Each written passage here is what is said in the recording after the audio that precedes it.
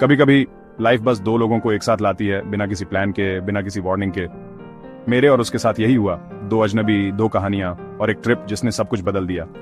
मेरा नाम, बस यूं समझ लो, मैं वो लड़का हूं जो पहाड़ों में शांति ढूंढने गया था और किसी और में एक आवाज मिल गई। यह सब कसोल, हिमाचल प्रदेश में शुरू हुआ उस एक ठंडी मार्च की सुबह। वह अन्वी थी, दिल्ली की एक ग्राफिक डिजाइनर जो अक्सर डेडलाइन में खोई रहती थी, दिल टूटने से भाग रही थी, अकेलेपन से बचना चाहती थी। मैं राहुल था, चंडीगढ़ का एक फोटोग्राफर जिसे ट्रैवल का जुनून था, अपने कैमरे के साथ अकेले घूमने का आदी था। हम बस स्टैंड पर मिले, सच में गलती से। उसने पूछा, क्या आप भी कसोल जा रहे हैं? मैंने सिर हिलाया, हाँ, अकेला।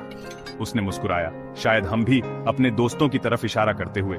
लेकिन उस पल में कुछ रुका रहा, एक ठहराव, एक पॉसिबिलिटी। जैसे जैसे बस ऊपर चढ़ती गई, बर्फ से ढकी चोटियां खिड़की से चमकती रहीं। वह चुपचाप बाहर देखती रही, आराम से, जबकि मैं उसके पीछे बैठा एक किताब में खोया हुआ था। वह मुड़ी और पूछा, क्या पढ़ रहे हो? द अल्केमिस्ट, मैंने जवाब दिया, उसे कवर दिखाते हुए। वह धीरे से हंसी, मुझे वो बहुत पसंद है, लेकिन आज मैं बस शांति का मजा लेना चाहती हूँ। मैं मुस्कुराया, शांति तब बेहतर होती है जब कोई उसे समझता है। जब तक हम कसोल पहुंचे, ठंडी हवा ने हमें जगा दिया। ग्रुप एक नदी किनारे कैफे में बैठ गया।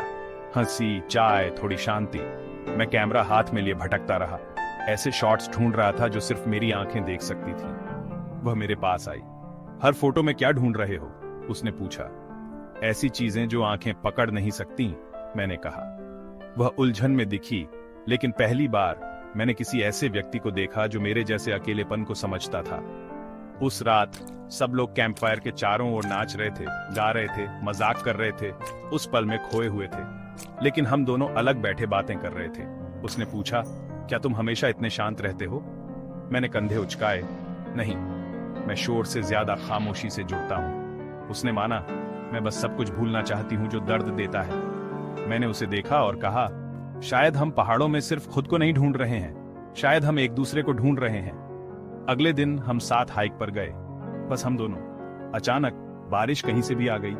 हम एक छोटी सी झोपड़ी के नीचे दुबक गए, भीगे हुए और हंसते हुए। मैंने कहा, भीगना हमेशा बुरा नहीं होता, कभी कभी तुम्हें इसकी जरूरत होती है। उसने चिढ़ाया, जैसे भावनाओं को सोखना।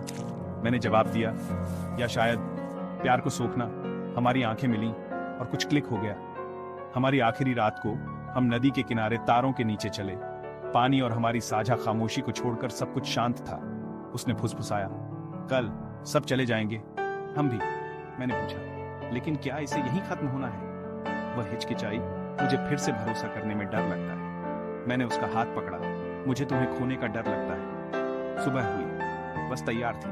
वह दूर लग रही थी, मैं अलग खड़ा था, दिल भारी था। अचानक वह दौड़कर मेरे पास आई। हमने कभी साथ में फोटो नहीं ली, उसने कहा। मैं मुस्कुराया, तो चलो अब लेते हैं। क्लिक। सिर्फ एक फोटो नहीं, बल्कि कुछ असली की शुरुआत।